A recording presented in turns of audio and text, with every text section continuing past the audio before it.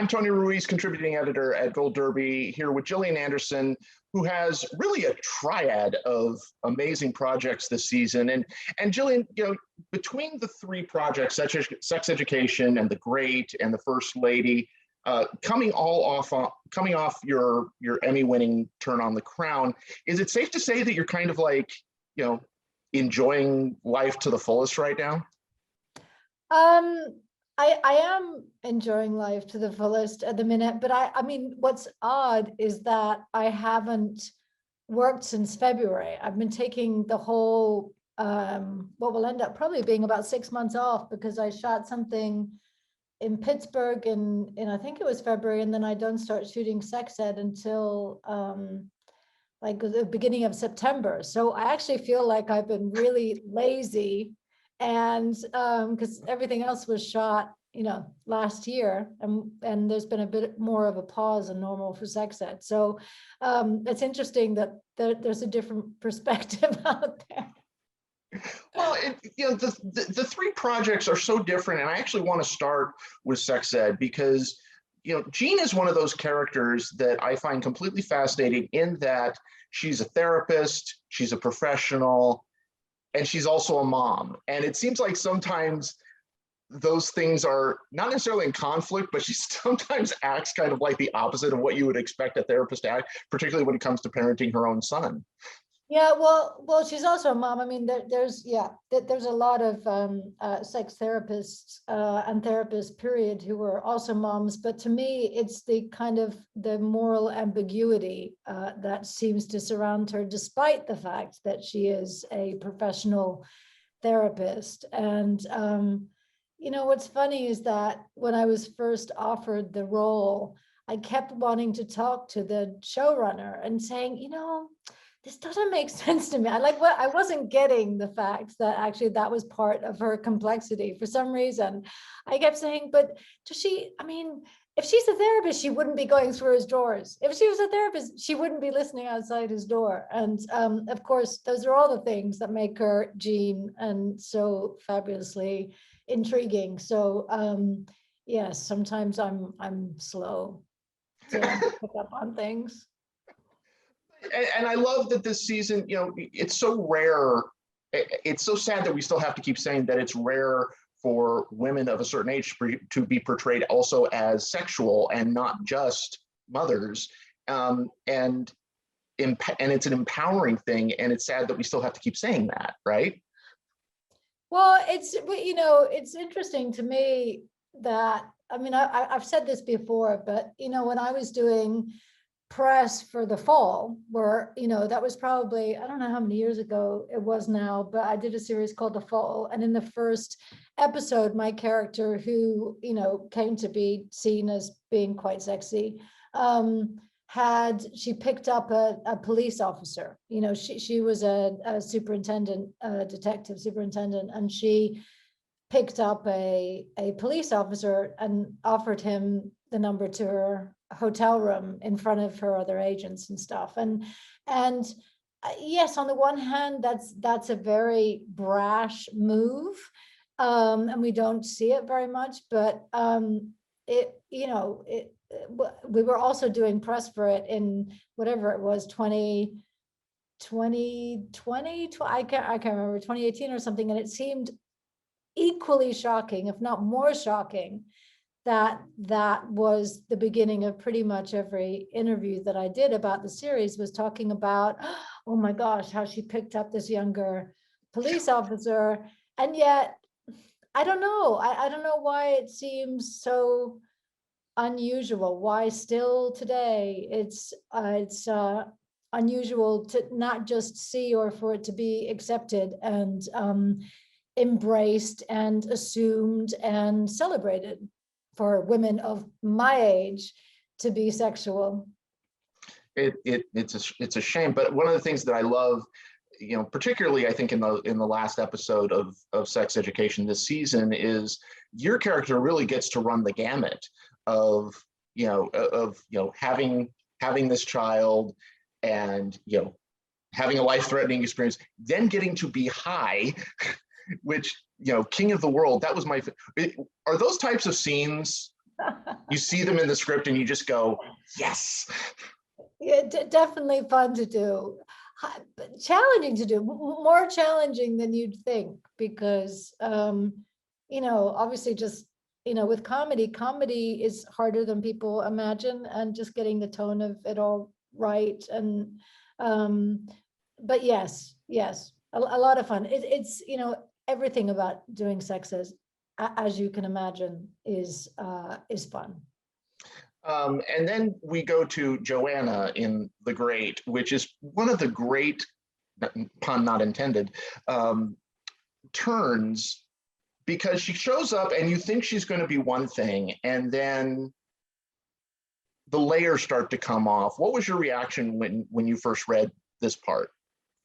When I first read it, I thought, I don't care. I just have to, I just want to do some of these scenes. I just thought the scenes were so delightful, and her arc was so delicious that I kind of couldn't say no to it. I just wanted to be in a room with Elle, getting to play together and to play some of these scenes. I mean, the dialogue, some of her dialogue is just so, as I said, delicious, that it's yeah. And I don't feel like I've gotten to show up at quite as a character like that before. So I felt like between the costumes and the dialogue and Elle Fanning and being a fan of the show, that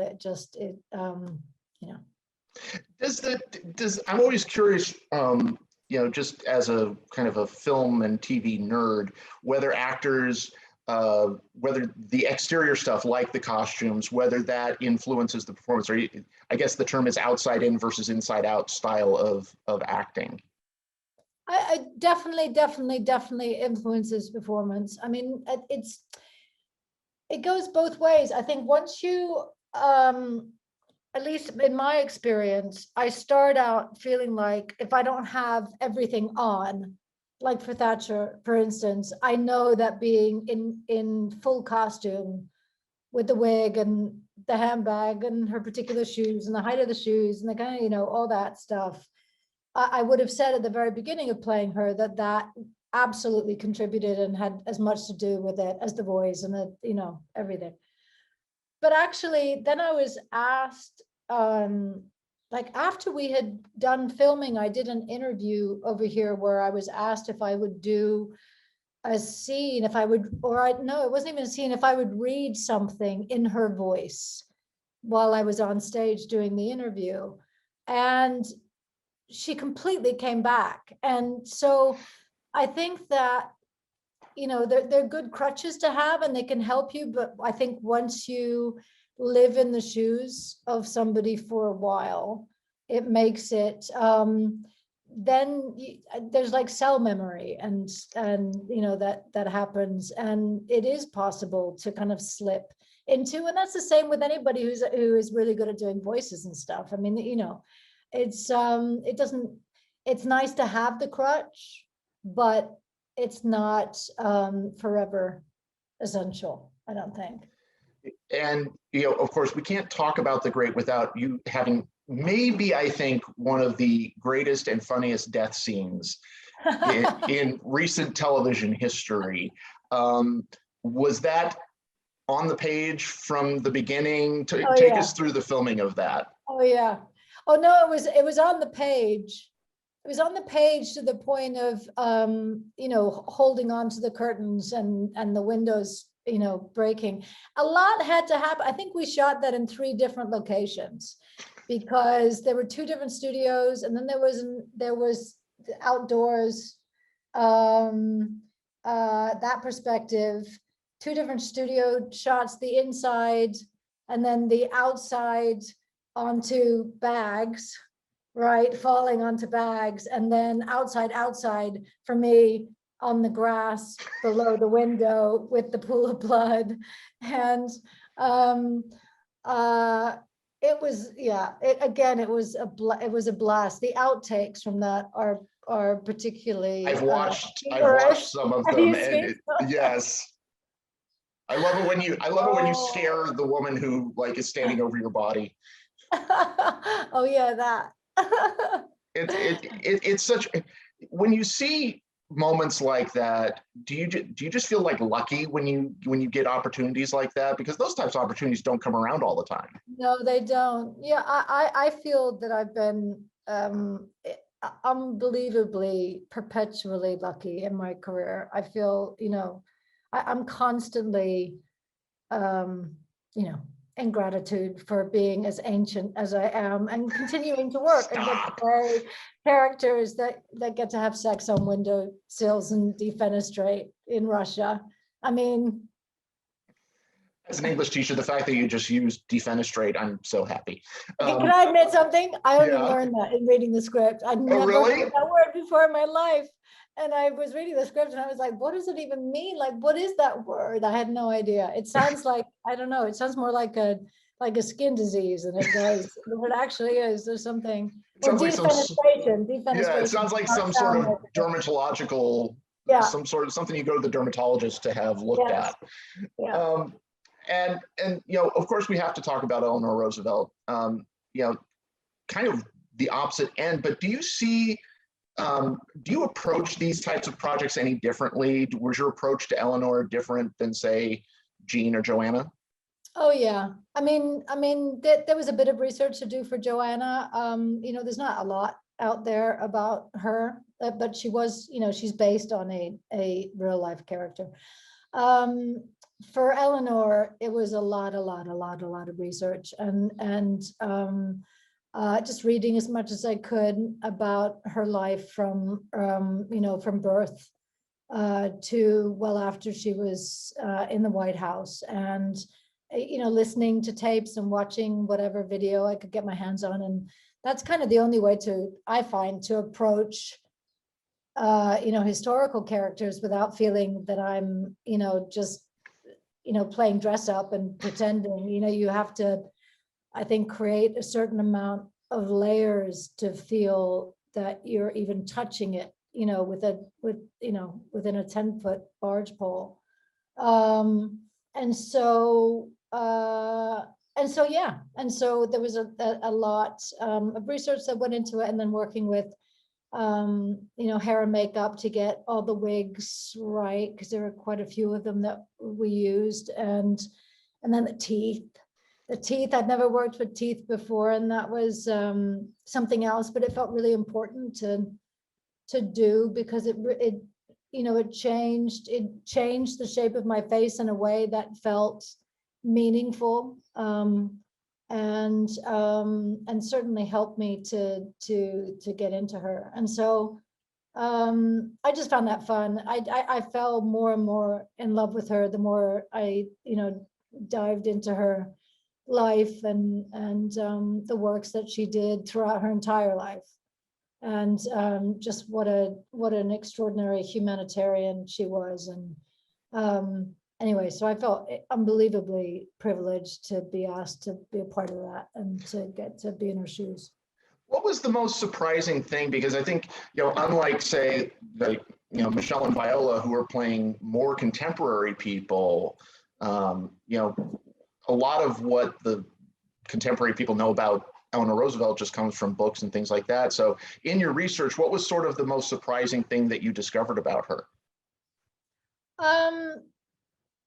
Well, there were a couple of things. One of the surprising things was, I didn't realize that she was a writer to the degree that she was. I mean, I knew, I was aware of all the quotes that are, she continues to be quoted all the time, even today, and she's got some of the most incredible one-liners. But the fact that she wrote 25, 27 books, and she did her my day column every day for 30 years, and I didn't know all of that.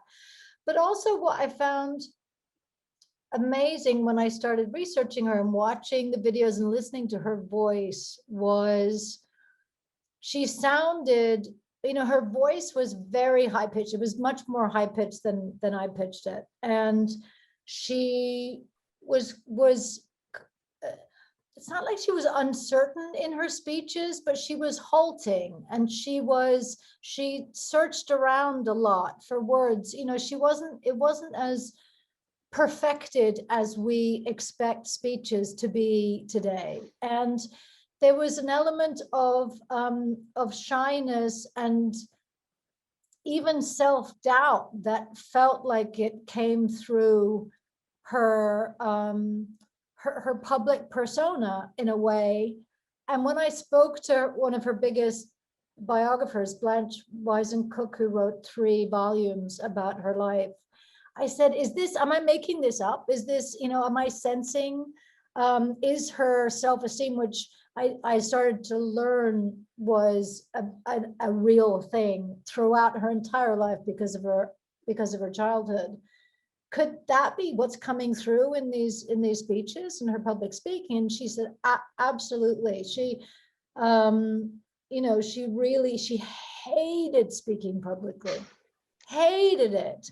And she spoke publicly all the time. I mean, she, you know, all the time. And she was constantly volunteering for things and putting herself forward and talking in front of the camera, talking in front of the UN and talking, you know, and yet she did it anyway, despite the fact that she got so nervous and she hated it and she doubted herself. And yet she's one of the most exquisite, you know, speech makers, speech writers, writers that has ever existed. And that was really profound to me, to, you know, that somebody who's as revered as Eleanor Roosevelt and has impacted so many people's lives in so many, you know, people from all walks of life across the country and internationally through the years could still have, you know, doubt inside. One, could still have doubt inside, but 2, could have that level of doubt and shyness and yet still know that what she has to say is more important than her fear, and that she will do that. She will do it anyway, because she knows that what she has to say is of tantamount importance. And so that was, I thought that was pretty cool to learn. I feel like that's actually one of the through lines of the series, because these, you know, the series covers these 3 very different women. And when I spoke to Susanna Beer about this, you know, it's, you know, there's the sort of this mythology around people who occupy the White House, and even less of a mythology about the women as figureheads. And but I think it's the humanizing and seeing underneath all the mythology. And also, yes, you're right. There's the through line where, you know, all of these women had to find their voice in the context of the White House. You know, some of them had voices and were very, like Eleanor, she had a full life as an activist and as a teacher. And, you know, she was incredibly active and progressive and you know, pre-White House. And she really had to carve out for herself, which ended up then creating that job for first ladies going forward, a job that didn't really exist prior to that. And so it was her finding that voice. It was Betty Ford had to find her voice and teach people who she was and how she was going to show up as her version of first lady. And obviously, and most, you know, dramatically, I think, for, you know, Michelle Obama, you know, had a lot of heads to turn, and you know, flew over those hurdles, where I think there's not many who would be able to succeed where she was able to succeed in, you know, given the state of the union. Yeah, I was wondering what you would think that Eleanor would be saying in light of everything that's going on in the world right now. Oh my goodness. she would have a lot to say. She would have a lot to say about gun control. She would have a lot to say about wars. You know, she was,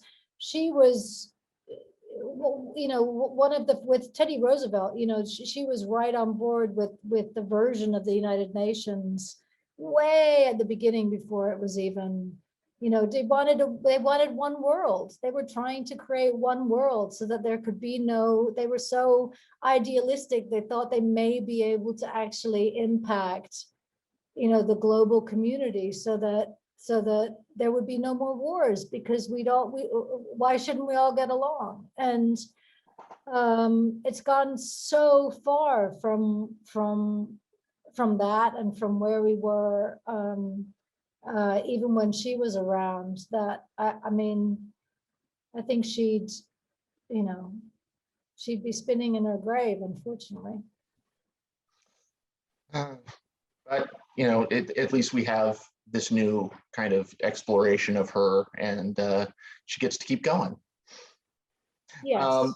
Everybody go to goldderby.com, make your predictions for the Emmys, and stay tuned for interviews with more contenders throughout the season. Gillian Anderson, a real pleasure to talk to you. Thank you so much. Thank you so much. Thank you, Tony.